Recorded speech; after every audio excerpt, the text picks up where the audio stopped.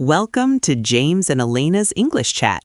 This is the podcast where we have real, cozy conversations to help you level up your English. Hi, everyone. It is so good to be here. Although, James, I have to ask, what happened to your shirt? There is a very large, very fresh-looking coffee stain right there on your sleeve. Is it that obvious? I was trying to catch up on some emails this morning, and I think I was just moving too fast. I am a bit of a whirlwind today, I guess. A whirlwind. I like that. It is very you. Honestly, it is a great start because today we are talking all about personality. Why are some people organized and why are others, well, like you? Hey, I am organized in my own way. My wife always says I have a system, even if that system involves losing my keys in the refrigerator. But you're right, personality is a fascinating topic. Now, just a heads up for everyone listening, this episode is for intermediate learners, around B1 or B2 level. Exactly. So please do not feel stressed if you cannot figure out every single word we use. It's more about getting the feel of the conversation. Just relax, grab a coffee, and try not to spill it like James, and just listen. Exactly. We have a fun roadmap for you today. First, we're going to talk about our own personalities in our daily lives. I'll share some stories about my habits and maybe a story about why my dog is so nervous all the time. And I will tell you a bit about my husband. He is the complete opposite of me, which is always interesting. We'll look at how different personalities deal with life.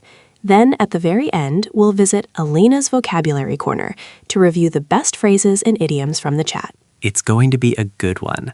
By the way, if you're enjoying the show, could you do us a tiny favor? If you enjoy learning with us, please like and subscribe. It really helps us keep making these free episodes for you. We really appreciate the support. It means a lot. So James, back to being a whirlwind. Do you think you have always been this way, or did you get used to being a bit messy over time? I think I was born this way. Even as a kid, I would run into things because I was thinking about 3 different ideas at once. My brain just moves faster than my feet. How about you, listener? Are you a whirlwind too, or are you the calm, organized person in your house? I think I'm the calm one, usually. But even I have my moments. I think my cat is the only one in my house who is truly relaxed. He just watches me from the sofa and judges my every move. I feel that. My dog does the same, especially when I'm looking for my phone and it's literally in my hand. It makes me wonder, how much of our personality is just who we are, and how much can we actually change? That is a great question. When I look back at my childhood, it's like looking at a completely different person. I was so quiet. I was that kid who always hid behind my mom's leg when a neighbor said hello. I was terrified of being the center of attention. I find that so hard to believe. You are so talkative now. You literally talk for a living. What did you do all day if you weren't talking to people? Honestly, I was Lego obsessed. I would sit on the rug for hours and just figure out how to build these massive, complicated spaceships. I didn't need a big group of friends. I had my plastic bricks. I was very happy in my own little world, just focusing on one thing. I can actually see that.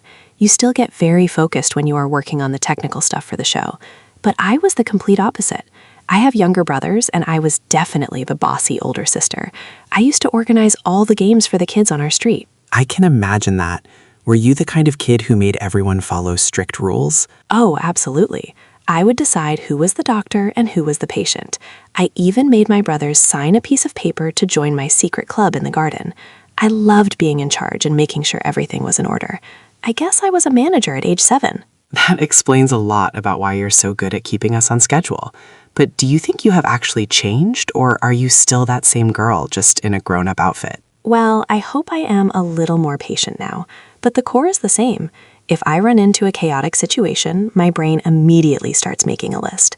I think I had to get used to the fact that not everyone wants to be organized by me, especially my husband. He is much more relaxed than I am. Exactly. I think I had to change more than you did. To do this job, I had to learn how to show up and be energetic, even when I feel like that shy little kid. How about you, listener? Are you still the same person you were when you were 10 years old? Or did you have a total personality makeover? It is a big question. I think some people change because they want to, and others change because life forces them to. My husband, for example, says he grew out of his adventurous side. He used to travel everywhere, but now he's happiest just watching birds from the window. I feel you. I think some traits just hide for a while. I still get that same feeling of peace when I'm fixing something or building something, just like when I was playing with my toys. It's hard to catch up with who we are sometimes because we're always growing, but the foundation stays. I agree. It's like our personality is a house. We might change the paint or the furniture, but the walls are built when we are kids. That is a beautiful way to put it. The walls stay the same, but the decor changes. But I think those walls can feel a bit different depending on where the house is located. Do you ever feel like you become a different person when you travel? Oh, absolutely. It's so strange. At home, I'm very quiet. I spend a lot of time in the garden or just reading with my cat on my lap. I am definitely not the life of the party. But last month, when I went on that solo trip to the big city, I felt like a totally different Elena. In what way? Did you start wearing a leather jacket and riding a motorcycle? Not quite, but I became this brave adventurer. Usually, I'm a bit nervous about talking to strangers, but there I had to branch out. I was stopping people on the street to ask for directions, and I even went to a jazz club by myself. I felt so confident. I think I really had to get used to being uncomfortable, and that changed my energy. I feel you on that. It's like the travel version of us is the person we wish we were all the time.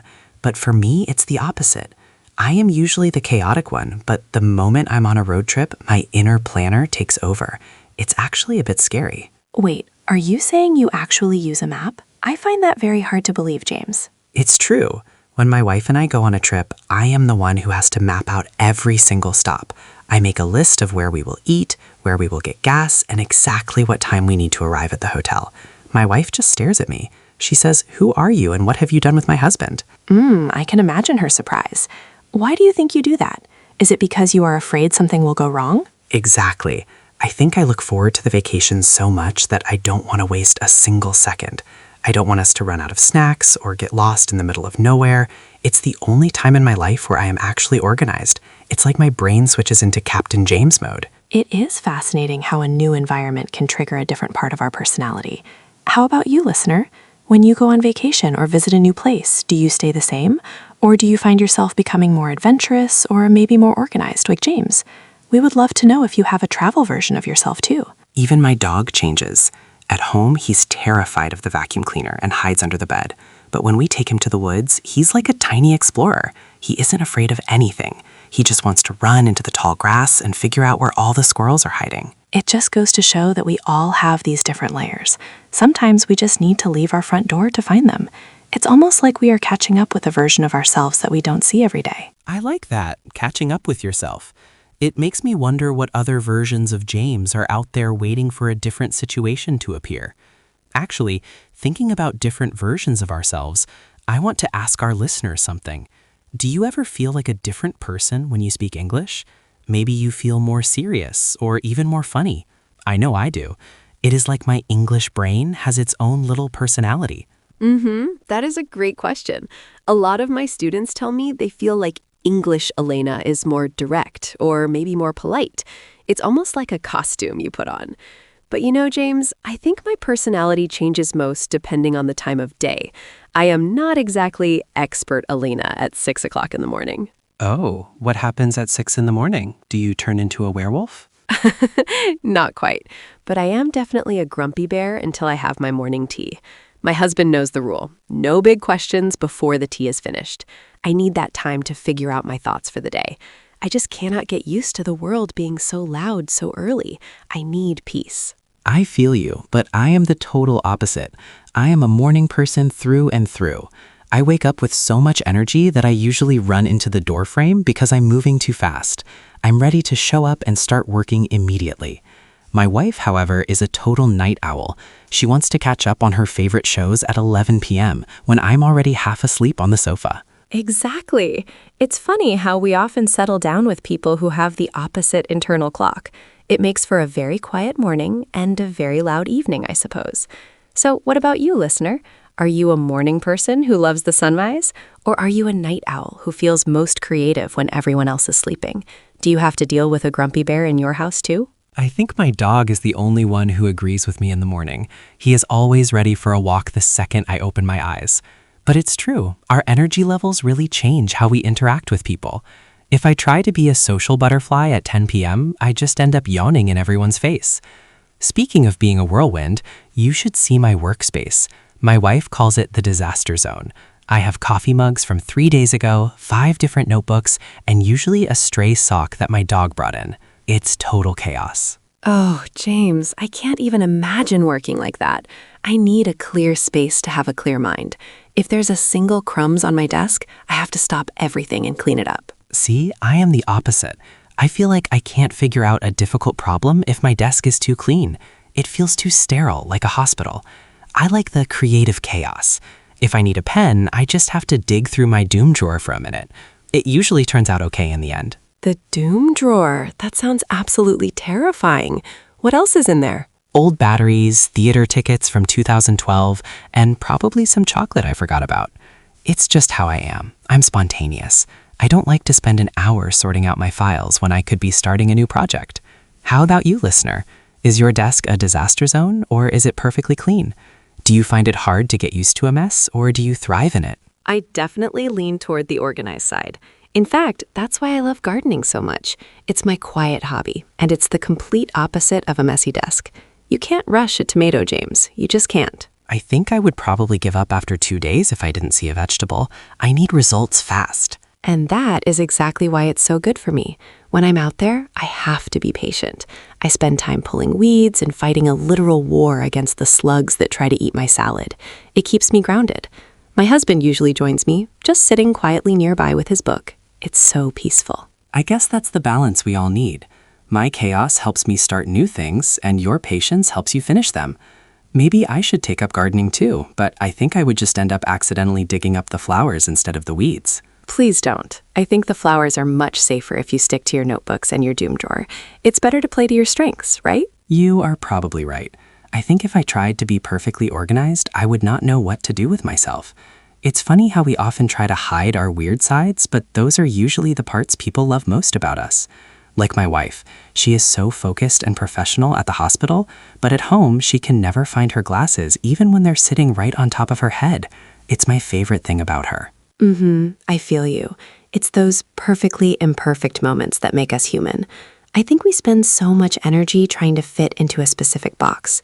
People always ask if I'm an extrovert or an introvert, but the truth is, I am both. On Friday night, I want to be a social butterfly and talk to everyone, but by Saturday morning, I just want to hide in the garden and not see a single soul. Exactly. Why do we have to choose? I'm a whirlwind when I'm working, but I'm also the guy who will sit for 3 hours trying to figure out a tiny puzzle. We are all a mix of different things. How about you, listener? Do you feel like you have to be one way all the time? Or do you have different modes depending on the day? I hope they have different modes. It would be very tiring to be the same person every single second. I have really had to get used to the idea that it's okay to change my mind.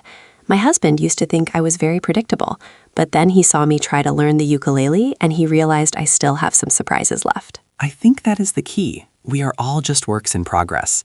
Even my dog is still learning. He is terrified of the vacuum, as I mentioned, but he has decided that he is the brave protector of the house when it comes to the toaster. Every time the toast pops up, he barks like he just saved my life. It makes no sense, but it's just a quirk I have learned to love. That is so sweet. When I look back at my younger self, I used to worry so much about being perfect. I wanted my house to be perfect, my job to be perfect, and my English to be perfect. But now, I realize that the mistakes and the messy drawers are where the real stories are. If everything went right all the time, we would have nothing to talk about on this podcast. That is a very good point.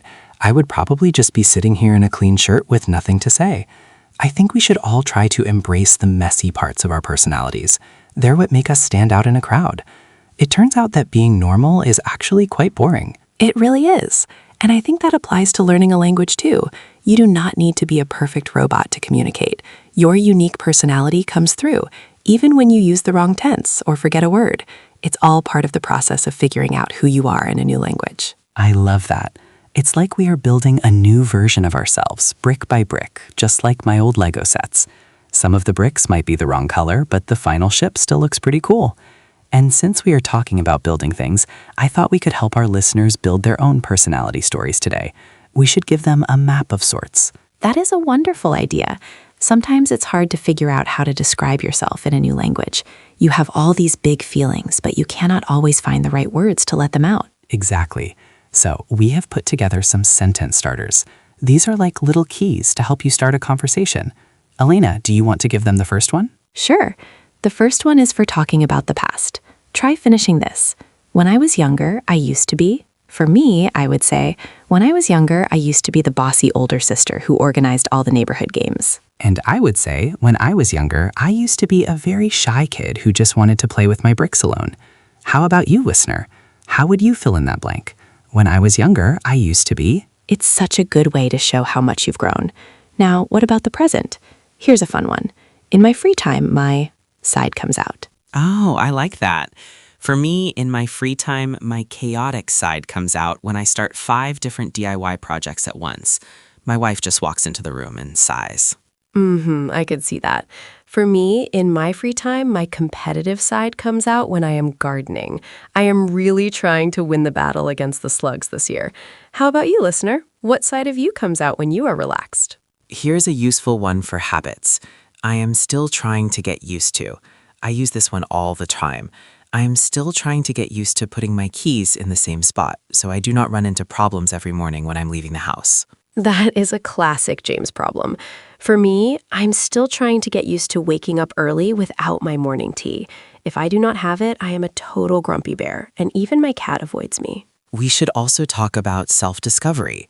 Try this. I recently realized that For example, I recently realized that I actually love being organized when I'm planning a trip. And I recently realized that I don't need to be perfect to be happy. It has taken me a long time to learn that.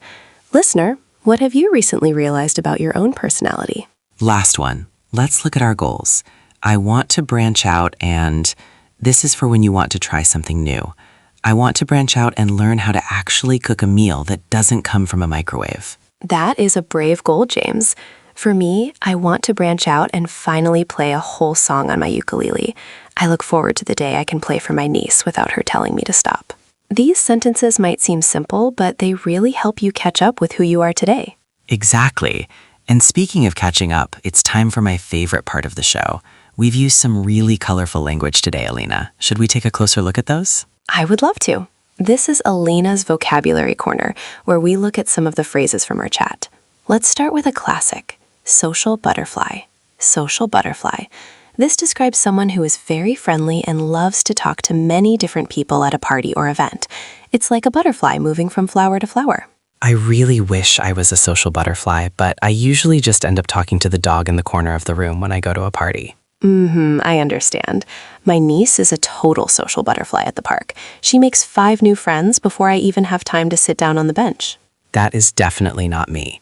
What's the next one on your list? How about this one? Whirlwind. Whirlwind.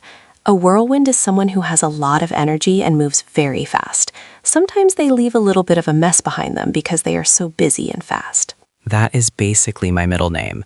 My wife says I am a whirlwind in the morning when I'm looking for my socks and my keys at the same time. It fits you well.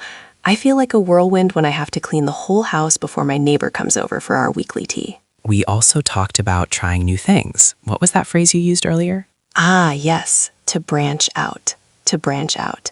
To branch out means to start doing something new or different from what you usually do. It's like a tree growing a new branch in a new direction. I really want to branch out and learn how to bake bread that doesn't taste like a rock this year. Good luck with that. My husband decided to branch out and start a bird watching blog last month, and he is really enjoying the change. That sounds much more peaceful than my baking. What about when we are solving problems or solving puzzles? That would be to figure out. To figure out. When you figure something out, you find the answer or finally understand a difficult situation after thinking about it for a while. It took me 3 hours to figure out how to put that new bookshelf together last weekend, and I still have 2 screws left over. Oh, I know that feeling. I'm still trying to figure out the best way to keep the slugs away from my lettuce in the garden. I think we had one more person description, right? Something about a party? Yes, life of the party. Life of the party.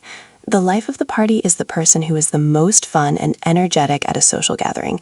Everyone wants to talk to them. My dog thinks he is the life of the party, even though he just wants people to drop their pizza crusts on the floor. He probably is the star. My brother is always the life of the party because he has the most amazing stories about his travels. These are so useful. I feel like I can describe almost everyone I know now using these phrases. That is the goal. How about you, listener? Are you a social butterfly or more of a whirlwind? We hope these words help you tell your own story. We're almost at the end of our chat today, but before we go, I have a little homework for you. Homework? I hope it's not too difficult, James. My brain is already full of all those great idioms we just talked about. Don't worry, it's actually quite fun. I'm calling it the Best Friend Challenge. Here's what I want you to do. Find a close friend, a family member, or even your partner, and ask them for just one word that describes your personality. Just one. Oh, that is a lovely idea. It can be quite surprising to hear how the people who know us best see us. Sometimes we think we are one way, but they see something completely different. Exactly. You shouldn't try to figure out what they'll say beforehand. Just ask them and see what happens. I actually tried this morning with my wife. And? What did she say? I'm dying to know. She said my word is spontaneous, which, to be honest, I think is a very nice way of saying that I often forget to check our family calendar before I start a new project. I'm still trying to get used to the fact that I need to write things down if I want to remember them. Spontaneous is such a positive word, though. It means you are full of life. I asked my husband while we were having breakfast, and he told me my word is thorough. I think it's because he sees me in the garden, making sure every single tiny weed is gone before I even think about coming inside for lunch. Thorough is the perfect word for you, Elena. You are always so prepared for our episodes. It makes me wonder what my dog would say if he could talk. He probably thinks I'm the guy who is always late with the treats. He probably is the star. My brother is always the life of the party because he has the most amazing stories about his travels. These are so useful. I feel like I can describe almost everyone I know now using these phrases. That is the goal. How about you, listener? Are you a social butterfly or more of a whirlwind? We hope these words help you tell your own story. We're almost at the end of our chat today, but before we go, I have a little homework for you. Homework? I hope it's not too difficult, James. My brain is already full of all those great idioms we just talked about. Don't worry, it's actually quite fun. I'm calling it the Best Friend Challenge. Here's what I want you to do. Find a close friend, a family member, or even your partner, and ask them for just one word that describes your personality. Just one. Oh, that is a lovely idea. It can be quite surprising to hear how the people who know us best see us. Sometimes we think we are one way, but they see something completely different. Exactly. You shouldn't try to figure out what they'll say beforehand. Just ask them and see what happens. I actually tried this morning with my wife. And? What did she say? I'm dying to know. She said my word is spontaneous, which, to be honest, I think is a very nice way of saying that I often forget to check our family calendar before I start a new project. I'm still trying to get used to the fact that I need to write things down if I want to remember them. Spontaneous is such a positive word, though. It means you are full of life. I asked my husband while we were having breakfast, and he told me my word is thorough. I think it's because he sees me in the garden, making sure every single tiny weed is gone before I even think about coming inside for lunch. Thorough is the perfect word for you, Elena. You are always so prepared for our episodes. It makes me wonder what my dog would say if he could talk. He probably thinks I'm the guy who is always late with the treats. He probably is the star. My brother is always the life of the party because he has the most amazing stories about his travels. These are so useful. I feel like I can describe almost everyone I know now using these phrases. That is the goal. How about you, listener? Are you a social butterfly or more of a whirlwind? We hope these words help you tell your own story. We're almost at the end of our chat today, but before we go, I have a little homework for you. Homework? I hope it's not too difficult, James. My brain is already full of all those great idioms we just talked about. Don't worry, it's actually quite fun. I'm calling it the Best Friend Challenge. Here's what I want you to do. Find a close friend, a family member, or even your partner, and ask them for just one word that describes your personality. Just one. Oh, that is a lovely idea. It can be quite surprising to hear how the people who know us best see us. Sometimes we think we are one way, but they see something completely different. Exactly. You shouldn't try to figure out what they'll say beforehand. Just ask them and see what happens. I actually tried this morning with my wife. And? What did she say? I'm dying to know. She said my word is spontaneous, which, to be honest, I think is a very nice way of saying that I often forget to check our family calendar before I start a new project. I'm still trying to get used to the fact that I need to write things down if I want to remember them. Spontaneous is such a positive word, though. It means you are full of life. I asked my husband while we were having breakfast, and he told me my word is thorough. I think it's because he sees me in the garden, making sure every single tiny weed is gone before I even think about coming inside for lunch. Thorough is the perfect word for you, Elena. You are always so prepared for our episodes. It makes me wonder what my dog would say if he could talk. He probably thinks I'm the guy who is always late with the treats. He probably is the star. My brother is always the life of the party because he has the most amazing stories about his travels. These are so useful. I feel like I can describe almost everyone I know now using these phrases. That is the goal. How about you, listener? Are you a social butterfly or more of a whirlwind? We hope these words help you tell your own story. We're almost at the end of our chat today, but before we go, I have a little homework for you. It really does. Well, I'm going to head home and see if my cat is ready for his afternoon nap. He usually is. And I'm going to go see if my wife needs any help with the groceries, although she'll probably tell me to stay out of the way. Until next time, keep practicing, stay cozy, and we will talk to you soon. Goodbye, everyone. Bye-bye.